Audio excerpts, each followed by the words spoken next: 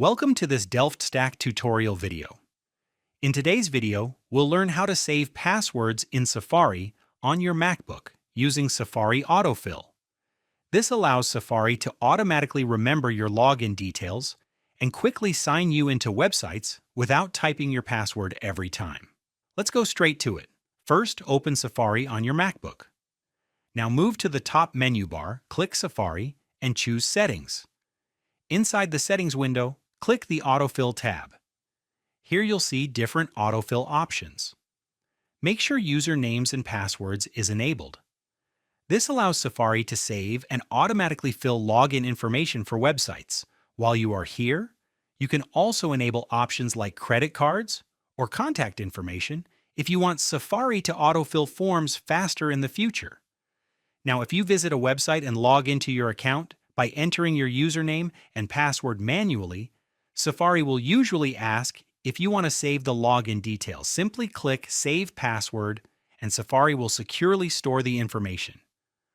The next time you visit that website, Safari can autofill the login details automatically, saving you time. On MacBooks with Touch ID, Safari may ask for your fingerprint before filling passwords for extra security. If this video is helping you so far, please like the video and subscribe to Delft Stack for more quick Mac and iPhone tutorials. Now, if you want to manually add a password instead of waiting for Safari to save it automatically, go back to the top menu bar, click Safari, then choose Settings again. This time, switch to the Passwords tab.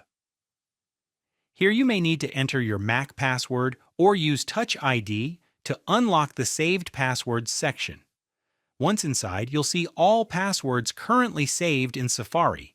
To add a new one manually, click the plus icon or Add button at the bottom. A small window will open. Enter the exact website address, then type the username and password you want Safari to save. After that, click Add or Done, and the login information will be stored securely, and that's it.